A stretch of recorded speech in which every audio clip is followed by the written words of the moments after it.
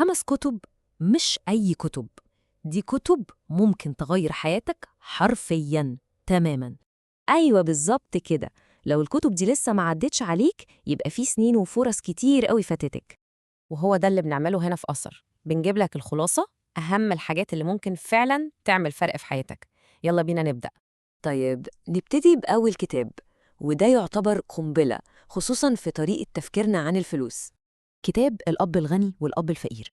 الكتاب ده هيعمل إعادة ضبط مصنوع لمخك في كل حاجة ليها علاقة بالفلوس، وهيفهمك إن الثروة الحقيقية ملهاش أي علاقة بالمرتب اللي بتقبضه آخر الشهر.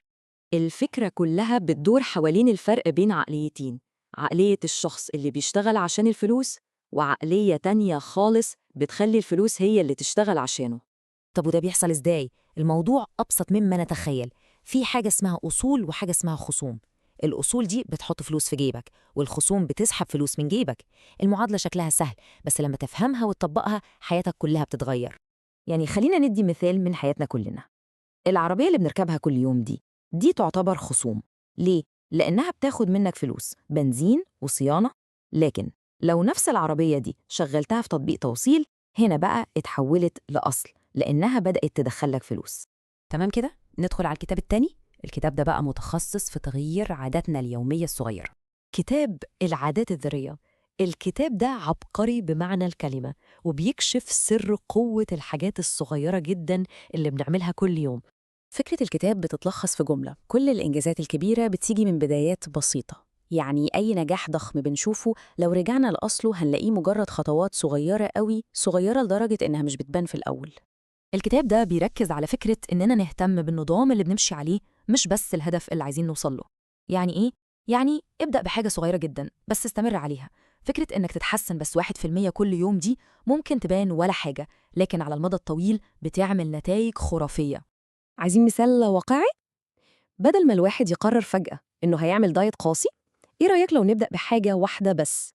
نستبدل كنز الصودا اللي بنشربها كل يوم دي بإزازة مية.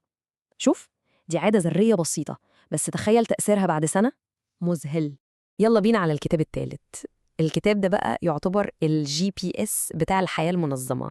العادات السبعة للناس الأكثر فعالية. ده مش مجرد كتاب، ده يعتبر دستور.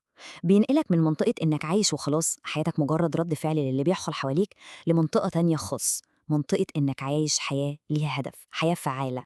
من أهم عاداته: أولاً، كن مبادراً، يعني أنت اللي بتقود حياتك مش الظروف. ثانياً، ابدأ والنهاية في ذهنك، يعني قبل ما تعمل أي حاجة لازم تبقى عارف أنت عايز توصل لإيه في الآخر. وتالت حاجة، حط المهم الأول، يعني ركز على أولوياتك الحقيقية. يعني الكتاب ده بيديك خطة واضحة عشان الأول تسيطر على نفسك وتفهمها، وبعدين تقدر تحقق النجاح في تعاملاتك مع الناس اللي حواليك. طب يعني إيه كن مبادراً في حياتنا؟ بسيطة. بدل ما كلنا بنشتكي من مشكلة معينة في الشغل، إيه اللي يمنع إنك تاخد خطوة وتقترح حل؟ مجرد الاقتراح ده هو المبادرة، تغيير بسيط في رد الفعل بس تأثيره كبير قوي. الكتاب اللي جاي بقى هيدخلنا في منطقة أعمق شوية، هيدخلنا جوه عقلنا عشان نكتشف قوته الجبارة. قوة عقلك الباطن. الكتاب ده فكرته ممكن تصدمك في الأول، إن كل حاجة بتحصل في حياتك بره هي مجرد انعكاس للي بيحصل جوه عقلك. أفكارك هي اللي بتشكل واقعك. الكتاب بيعلمك إزاي حرفياً تبرمج عقلك الباطن، إزاي تستخدم قوة التخيل والتفكير الإيجابي عشان تكسر أي حاجز نفسي جواك وتقدر تحقق اللي بتحلم بيه. طب نطبق ده إزاي؟ قبل أي انترفيو أو اجتماع مهم، بدل القلق والتفكير في أسوأ السيناريوهات، جرب تعمل حاجة تانية. غمض عينك لدقيقة واحدة بس، وتخيل الاجتماع ده هو بيعدي بأحسن شكل ممكن. التمرين البسيط ده بيغير نفسيتك تماماً وبيعلي فرص نجاحك فعلاً. وصلنا لآخر كتاب معانا، والكتاب ده هيخليك تفهم دماغك بتشتغل إزاي. كتاب التفكير بسرعة وببطء. الكتاب ده بيكشف لنا إن جوه دماغنا في نظامين تشغيل مختلفين تماماً، هما اللي بيتحكموا في كل قراراتنا. النظام الأول ده سريع عاطفي وبيشتغل بالحدس، والنظام التاني ده بطيء منطقي وبيحلل. فهم الفرق بين الاتنين دول هو مفتاح إننا ناخد قرارات أذكى في حياتنا. الكتاب ده بيساعدك تعرف إمتى تثق في حدثك السريع، وإمتى محتاج توقف وتفكر بالراحة عشان تاخد القرار الصح. أحسن مثال على كده هو السواقة في الزحمة. رد فعلك الأول لما حد يكسر عليك، ده النظام السريع العاطفي. لكن اللحظة اللي بتقرر فيها تاخد نفس وتهدى عشان الموقف ما يكبرش، هنا أنت شغلت النظام التاني المنطقي. طيب، بعد ما شفنا ال5 كتب دول، يجي السؤال المهم: أنهي واحد فيهم حسيت إنه بيكلمك؟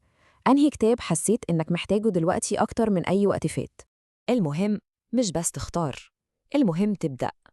ابدأ بنفسك وسيب أثر.